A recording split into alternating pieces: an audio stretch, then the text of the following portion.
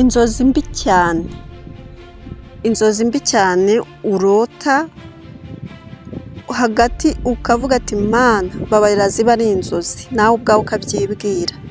Inzozi ziteye ubwoba nizo tugiye kureba. Hari inzozi mbi cyane urota zikagutera ubwoba ukabura amahoro, izo nzozi zikagusubiza inyuma cyane. Biba bigusaba gusenga kandi ukamenya ko icyo usengera gikomeye.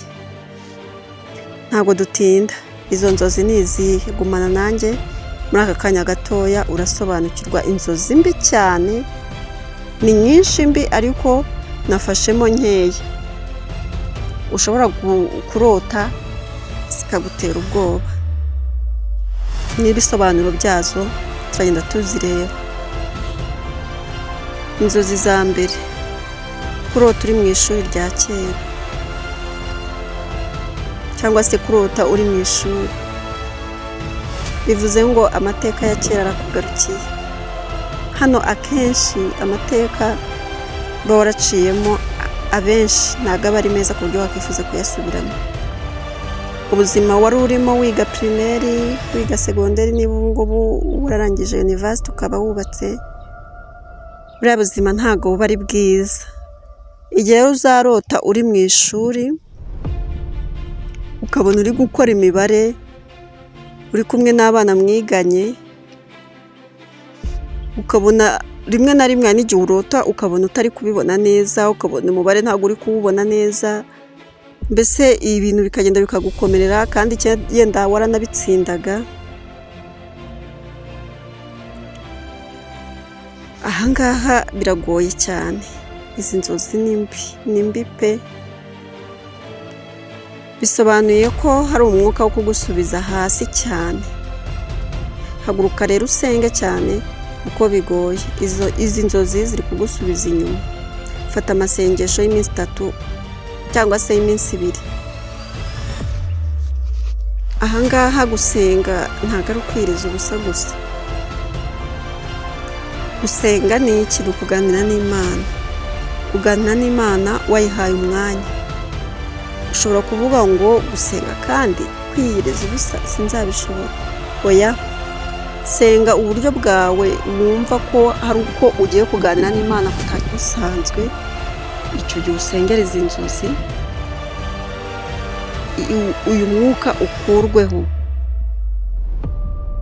Uyu mwuka ubashe gukurwaho wo kurota uri mu ishuri, kuko aba ari umwuka wo kugusubiza hasi, wo kugusubiza inyuma. Ahangaha kandi zirotwa n'usenga cyangwa se n'udasenga.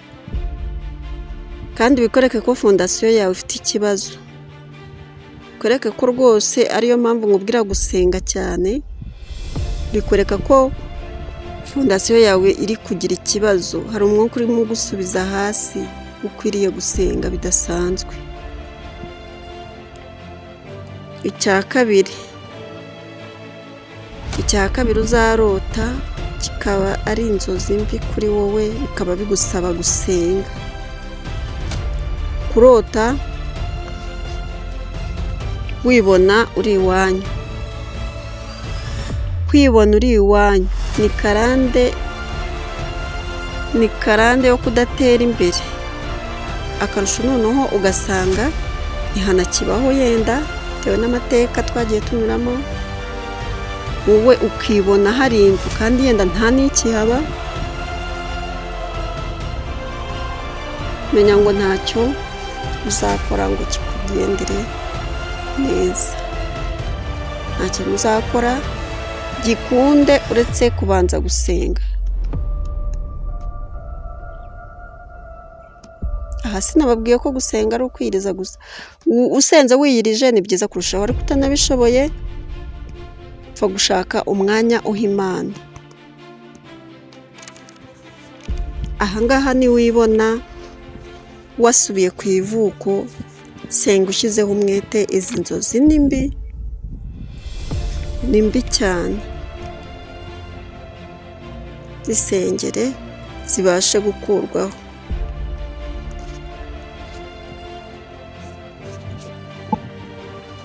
Inzozi za gatatu ari nizo za nyuma ushobora kurota zikaba ari mbi ku buzima bwawe, bikagusaba gusenga. Kwibona wambaye ubusa ku karubanda, kwibona wambaye ubusa kandi uri mu bantu benshi. Ahangaha harimo ibice bitatu. Ushobora kwibona wambaye ubusa buri, ushobora kwibona wambaye ubusa igice cyo hejuru, ubwo ni kunda kuzamura. Ushobora kwibona wambaye ubusa igice cyo hasi kuri ya myanya y'ibanga. Izi nzozi zisobanuye umwuka wo gukorwa n'isoni, kumwara, kwamburwa, guhemukirwa. Ni isoni n'igisuzuguriro ku buzima bwawe.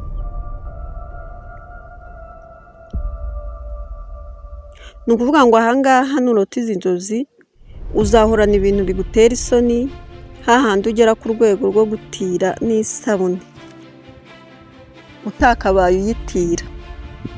Ubuzima bwawe buzaba ari ubwo gukorwa n'isoni, kumwara, kwamburwa, guhemukirwa, ibintu nk'ibyo.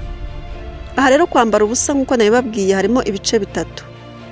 Iyo urose wambaye ubusa hejuru, reka mbibasobanurire. Iyo urose wambaye ubusa hejuru bifite icyo bivuze, iyo urose wambaye ubusa hasi bifite icyo bivuze, n'iyo urose wambaye ubusa hose nabyo bifite icyo bivuze. Iyo urose rero wambaye ubusa hejuru, ahangaha bisobanuye kugira ikimwaro ariko bitewe n'abo hanze y'umuryango. Ahangaha nyine igihe inda izaba igaragara n'amabere yenda ku bagore n'abagabo, bisobanuye ko uzagira ikimwaro, uzaseba, uzahemukirwa, ariko ugahemukirwa n'abo hanze y'umuryango. Hanyuma hasi nurota wambaye ubusa igice cyo hasi, bivuze ko urugamba ruzaturuka mu muryango. Guhemukirwa, kumwara, gukorwa n'isoni, ibi byo noneho bizaturuka mu muryango. Iyo urose rero wambaye ubusa hose, ahangaha bivuze ngo ugiye kumwara kandi biturutse hose, muri famiye, mu kazi, mu baturanyi, aha ni impande zose. Iki kintu rero kizaguhe gukora atansiyo, ubashe gusenga, gufata umwanya usengera iki kintu kuko ni kibi ku buzima bwawe. Ibi byose rero nubibona uzasenga utisengesheje. Ubwo bivuze ngo uzamwara, uzakorwa n'isoni,